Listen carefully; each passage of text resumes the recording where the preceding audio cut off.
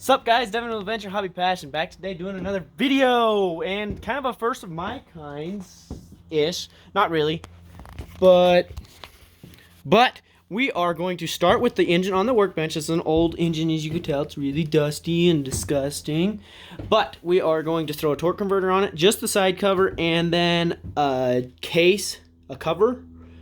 I don't know how to the cover for the torque converter. And then we're going to be mocking up on that engine and continuing on building this one and the other doodlebug that's in the other garage.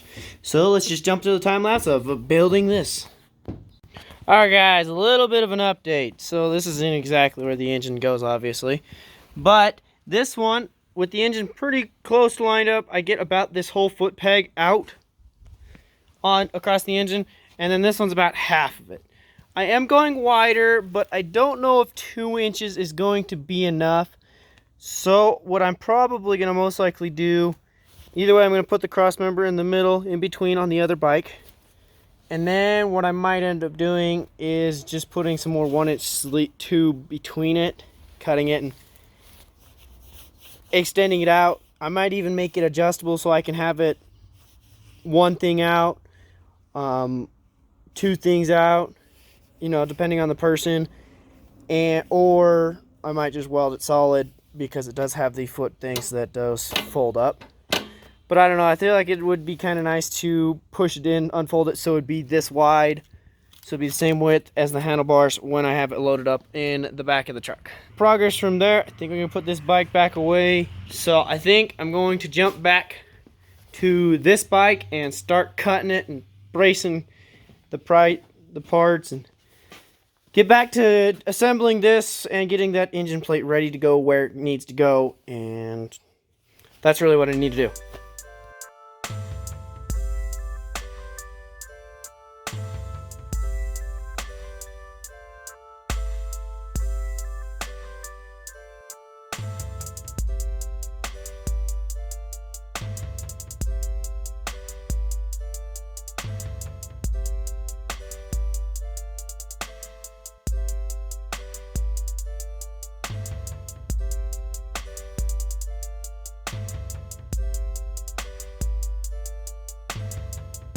Alright, a little bit of an update. We got my block that's under there. It's a 1-inch spacer, just like Go Power Sport normally sells for you to put a torque converter on.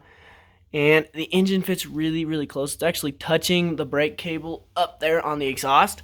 But yes, so I actually have a new plan for the wiring route. We're going to route it from back, and then we're going underneath the engine up here. Yes, I will be putting it in a sleeve, and then it's going to connect to this power wire. I'm going to put the power wire into here, and then the other side, this side that's connected to the engine, normally to ground it out, and it's going to go up to the light, and then this ground wire we're going to have to extend and run it all the way up to the light as well. And I think that's how we're going to do it. Nice, keep clean, keep the wires away from the heat. On the other side is mostly where the heat is, because there's a fan on this side, and it does have a lot of heat shields in the bottom underneath where the battery is. I might put a couple more shields for the heat, but I think overall it's turning out pretty well. This is somewhat lined up where it's going to need to be. Engine plates and everything's obviously not tacked down. I think I'm going to tack the bar in the front now and then start shaving the plate down of exactly where I need to shave it, because it does need a push forward. Probably about an inch or two. To be able to tension that chain. And so I think I'm going to need to do that.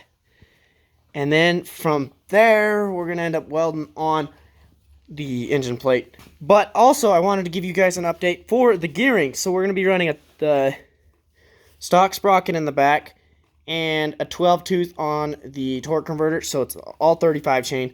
It's a 12-tooth and a 70-tooth on the rear. So the gear ratio is about a 5.88 or something about there. So pretty close to a 6.0 gear ratio. On my mini bike, I used to run a 6.0, and it's pretty low geared at a 6.0 for the size of tire and the size of frame.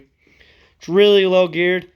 This one's a little higher. I'm running a 5.4 in my mini bike, and it's pretty dang perfect, but it's pretty expensive and hard to find sprockets that'll bolt straight onto this one. So hopefully that's good. If not, I think it'll be easier to order a bigger gear on the torque converter to gear it down. I mean, more gear it up. But yeah, so we'll jump back to the time lapse.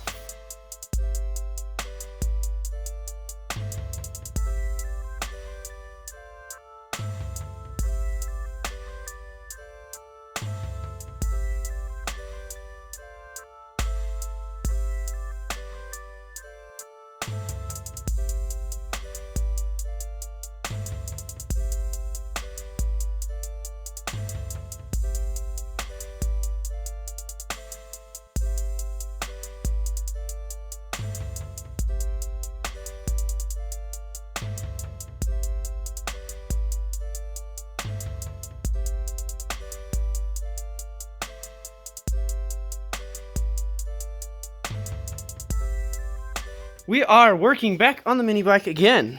So we actually now have the engine plate all tacked down and good to go. What I'm going to do is I have a buddy that's trying to get me the engine. So I'm going to have him get me the engine. I already have the torque converter and everything. I'm going to get the engine that is going to be going on this for my buddy, because this is my buddy's bike that I'm building. I'm going to go ahead and go get that engine, and then we're going to actually do a little test rip, kind of. We're going to put the engine on, fill it up with oil and everything. And then we're gonna rotate the tire a little bit. I don't even think I'll do a little ride. I might. So in this first little part, we're going to be putting the engine together, the torque converter, and getting the engine back running, because it doesn't run right now. It doesn't have a carburetor on it, no exhaust. And the torque converter's plates on. That's it. So yeah, we're gonna get this done. So jump to the time lapse.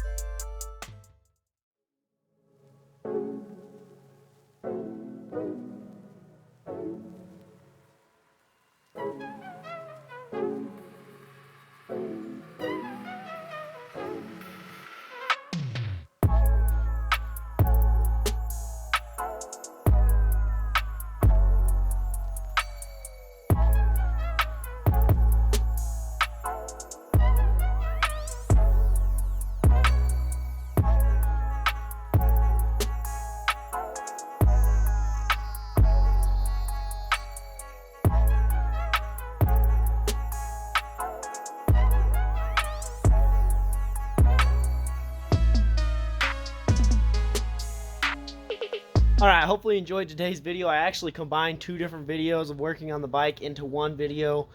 I didn't need to do a whole video on building the motor and testing it, and then the other one being on modding up and welding up and tacking a bunch of different things. So I just combined it so this build will be shorter and we don't need 27 sections build videos on this little tiny build. It's a little mini bike by chance. It's not an entire vehicle. But yeah, hopefully you enjoyed today's video. Like, comment, share, subscribe. But biggest thing on my channel, go out and go find your passion.